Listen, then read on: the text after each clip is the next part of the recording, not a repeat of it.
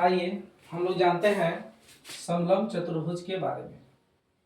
समलंब चतुर्भुज, समलंब चतुर्भुज class level 6, 7, 8 या इससे भी जो अपर क्लास में स्टडी कर रहे हैं, पढ़ रहे हैं, उनके लिए इम्पोर्टेंट है, या जो कंपटीशन लेवल में बैठना चाहते हैं उनके लिए।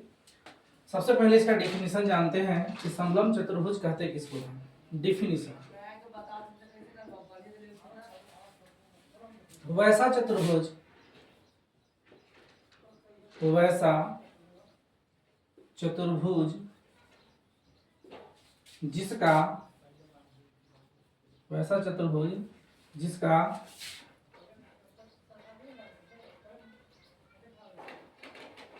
वैसा चतुर्भुज जिसका एक जोड़ा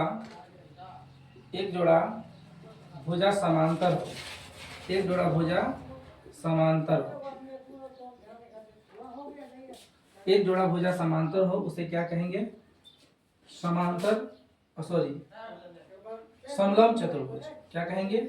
समलंब चतुर्भुज कहेंगे, समलंब चतुर्भुज कहते हैं। वैसा चतुर्भुज जिसका एक जोड़ा भुजा क्या हो? समांतर हो, तथा अन्य दो भुजा जो है वो असमांतर हो। तो यहाँ पे कंडीशन होता है कि उसका एक जोड़ा भुजा क्या होना चाहिए? वह समांतर होना चाहिए, पैरेलल होना चाहिए, उसे कहेंगे समलंब चतुर्भुज। इसका एक आकृति हम बनाते हैं, देखिएगा ध्यान से। मान लीजिए ये आकृति है, इस आकृति को हम लोग क्या कहेंगे? सबसे पहले A B C D, ABCD के आमने सामने की एक भुजा जो है, एक जोड़ी जो भुजा है वह समांतर है। AD के समांतर कौन है? BC है। तो ऐसी आकृति को हम लोग क्या कहेंगे? समलंब चतुर्भुज। क्या कहेंगे? समलंब चतुर्भुज। ठीक है।